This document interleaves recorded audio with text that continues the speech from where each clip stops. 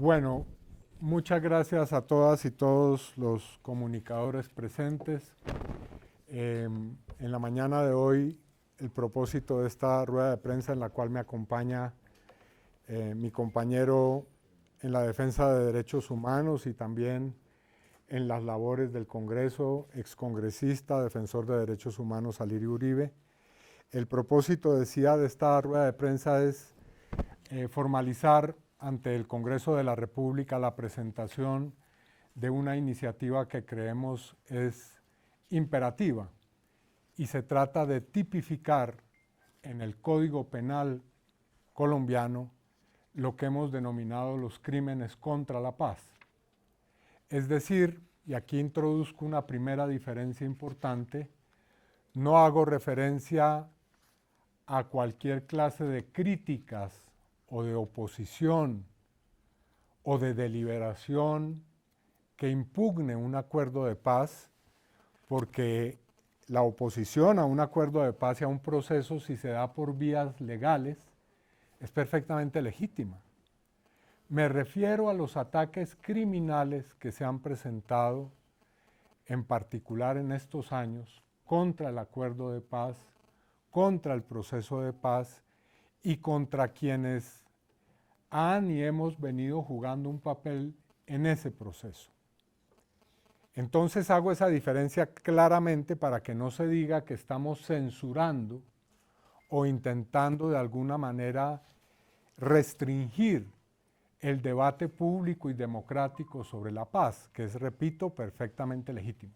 Aquí el proyecto está dirigido a sancionar conductas que son de carácter criminal contra la paz.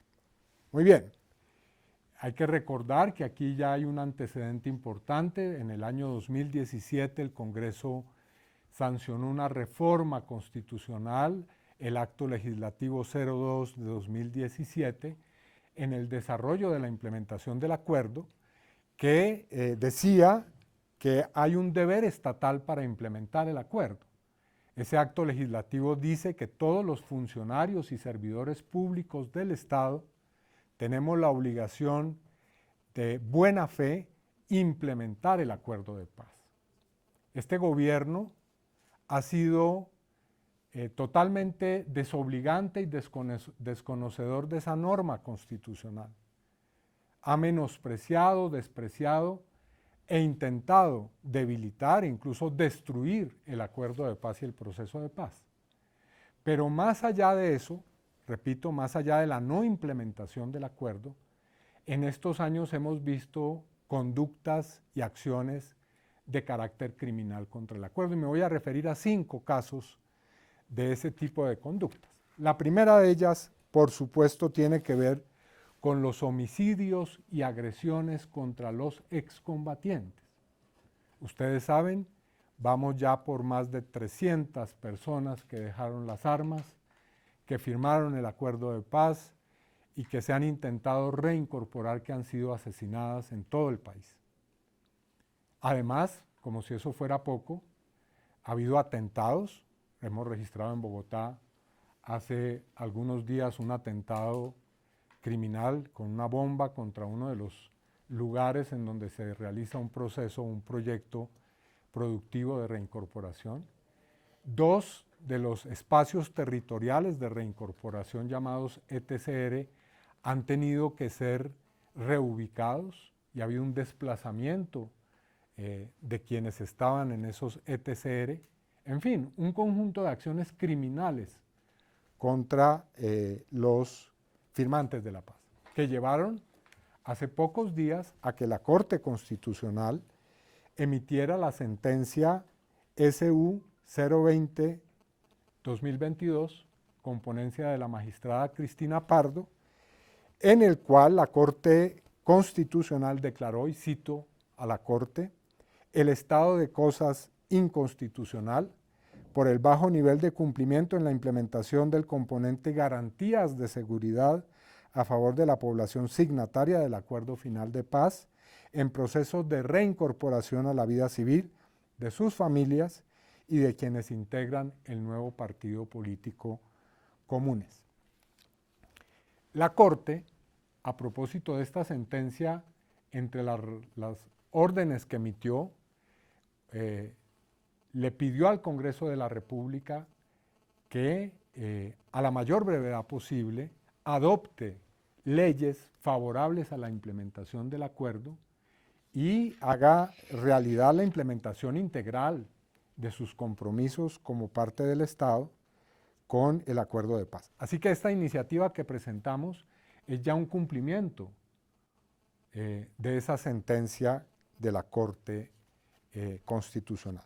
Segundo lugar, en al menos 2 oportunidades hemos asistido a denuncias que todavía están por ser investigadas, que son hechos que están en impunidad, de interceptaciones ilegales o de operaciones de interceptación ilegal contra el equipo negociador. En ese momento, 2014, se produjo la primera denuncia, si ustedes recuerdan, se denunció la existencia de una operación de nombre Andrómeda en un local del sector Galerías, en un restaurante. Estaba funcionando una sala de interceptación ilegal que tenía, como se denunció en su momento, por propósito interceptar las comunicaciones del equipo negociador que se encontraba en La Habana realizando los diálogos con la delegación de paz de FARC. Y no solamente eso, también se denunció que hubo interceptación a otras personas que estábamos vinculados al proceso de paz, bien fuera como facilitadores o mediadores, e incluso personas que intervenían a través de garantes, como garantes internacionales del acuerdo. Es decir, que ha habido no solamente interceptación ilegal de comunicaciones a nacionales, sino también actores internacionales del proceso de paz. Igualmente, luego se denunció que en la Fiscalía General de la Nación funcionaba otra sala de interceptaciones que tenía el mismo propósito, y en ese momento se denunció que el fiscal general de ese entonces, Néstor Humberto Martínez, estaría recibiendo personalmente la información proveniente de esa actividad de interceptación. En tercer lugar, homicidios y agresiones contra personas defensoras de derechos humanos y, por supuesto, lideresas y líderes sociales. Bueno, sobre este capítulo yo no voy a ahondar. Es evidente que entre los cientos de líderes sociales que han sido asesinados en estos años, muchos y muchas han pagado con su vida el defender la implementación del acuerdo de paz, bien sea del punto primero de reforma rural integral o el punto cuarto de sustitución de los cultivos de uso ilícito, o también la implementación del sistema integral de paz que conforman la Jurisdicción Especial para la Paz, la Comisión de la Verdad, la Unidad de Búsqueda de Personas en situación de desaparición forzada. Así que hay muchos líderes sociales que han sido asesinados por defender la paz en Colombia. Por último, o mejor, penúltimo, entrampamientos y montajes judiciales. Ustedes conocieron el caso Santrich, el cual ha sido objeto de debates en esta corporación. El último debate lo hicimos el senador Petro, el senador Roy Barreras, también estuvo el senador Sanguino, precisamente en la comisión primera, en la que señalamos al exfiscal Néstor Humberto Martínez de haber intentado, mediante un montaje judicial, hacerle un gravísimo daño al proceso. Y quinto, el proceso de rearme o de conformación de disidencias también es un gravísimo atentado contra la paz. Es decir, no son solamente actores que se presentan como enemigos de la paz en el debate público y político o servidores públicos, sino también consideramos que quien se rearma, quien toma las armas después de haber firmado un acuerdo de paz, también incurre en un grave comportamiento delictivo y criminal contra la paz. Y estamos viendo ya algunas de las consecuencias de esos hechos. Entonces, ¿en qué consiste la iniciativa que le presentamos al Congreso? Voy a simplemente limitarme a la lectura del proyecto, que es muy breve, tiene simplemente 3 artículos. y dice de la siguiente manera, es una reforma al Código Penal que introduce 2 artículos nuevos. El primero que tendría la denominación de 340b y que es del siguiente tenor. Dice artículo 340b, obstrucción a la paz. El que obstruya de manera temporal o permanente las conversaciones o diálogos que sostengan representantes autorizados del gobierno nacional con grupos armados organizados al margen de la ley, la implementación del acuerdo o de los acuerdos de paz y los procesos de reincorporación a la vida civil de desmovilizados, con el propósito de impedir su realización, incurrirá en prisión de 10 a 15 años, en multa de 1.000 a 10.000 salarios mínimos mensuales legales vigentes y en interdicción de derechos y funciones públicas de 10 a 15 años. En segundo lugar, se incorpora un artículo que sería el 340C al Código Penal, que plantea las circunstancias que pueden agravar la punición de estos delitos que he enunciado, de este delito de obstrucción a la paz. La pena prevista en el artículo anterior se aumentará de la mitad a 3/4 partes si concurre alguna de las siguientes circunstancias de agravación. A. Se consuma el fin perseguido. B. Se cometa por servidor público que ejerce autoridad o jurisdicción. C. Se emplean para su realización bienes del Estado. Y por último, D. Como consecuencia del ilícito se causa la muerte o lesiones personales a mujeres excombatientes, constructoras de paz, defensoras de derechos humanos o lideresas sociales. Yo recuerdo que hay una resolución del Consejo de Seguridad de la ONU, que es la resolución 1325, que señala la importancia de la participación de la mujer en los procesos de paz y los riesgos que implica específicamente para las mujeres la participación en estos procesos. Por último, ¿cómo opera entonces la reforma que proponemos? Esta es una conducta que no estaba tipificada y que sería autónoma.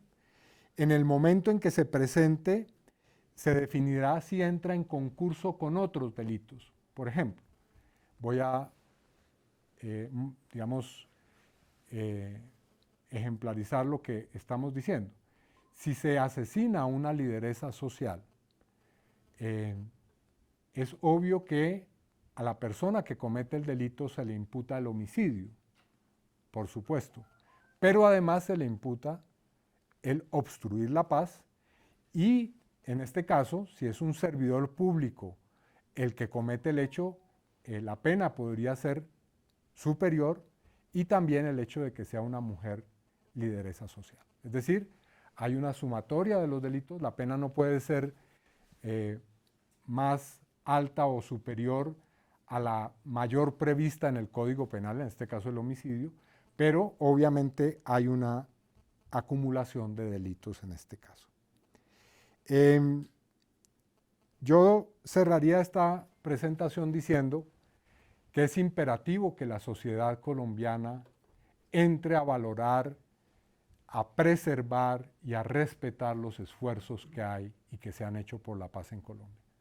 A mí me parece infame, inadmisible, que luego de que una sociedad que ha vivido décadas en un conflicto armado logra un acuerdo de paz y comienza a construir su realización, haya quien atente de manera criminal contra ese noble propósito.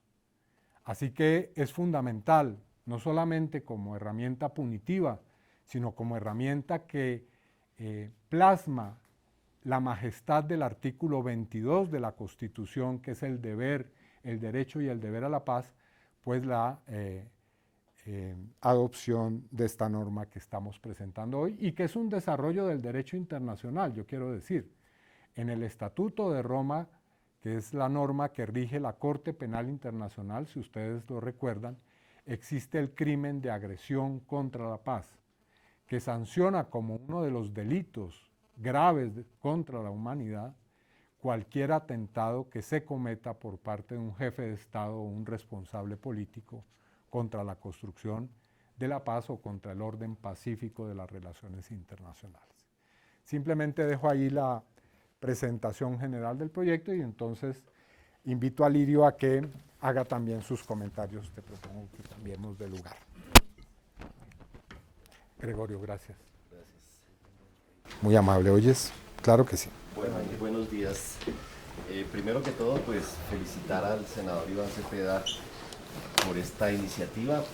Quisiera decir que desde el Movimiento de Derechos Humanos y desde las organizaciones sociales vamos a acompañar este proyecto de ley 314 del 2022 ante la Comisión Primera de Senado, donde debe arrancar el debate, porque consideramos que se está llenando un vacío legislativo al tipificar como delito autónomo el obstruir de manera permanente o temporal las conversaciones o los diálogos de paz o el entorpecer de manera permanente o temporal la implementación del acuerdo de paz.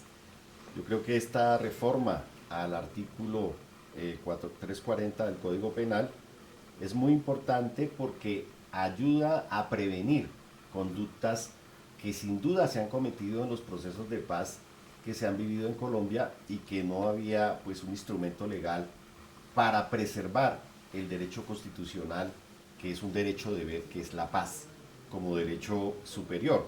Y desde esa perspectiva es importante recalcar lo que planteaba el senador Iván Cepeda en el sentido de los asesinatos. Este año se han asesinado 3 firmantes del acuerdo de paz, ya completamos 303, de los cuales 10 son mujeres, 79 atentados, es decir, intentos de asesinato también de otros firmantes del acuerdo de paz, 25 que se encuentran desaparecidos, por lo menos 3 ETCRs que han sido reubicados, y obviamente en el proceso de paz en concreto, el último que se hizo con las FARC, pues fue evidente la infiltración y el manejo y la manipulación de información a partir de las chuzadas para entorpecer el proceso de paz, incluso para lograr en algunos momentos parar la mesa de negociaciones por el uso de ese tipo de prácticas.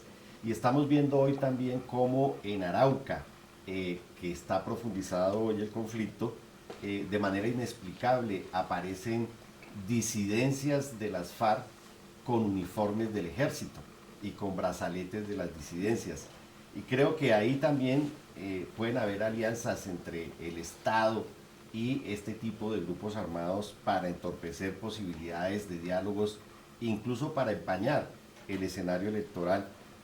Hemos visto la cantidad de atentados que se han presentado este año en muchas zonas del país, en Chiriguaná, en Aguachica, en Ocaña, en Corinto, en Tuluá, en Andalucía, bueno, las que hemos visto también este fin de semana.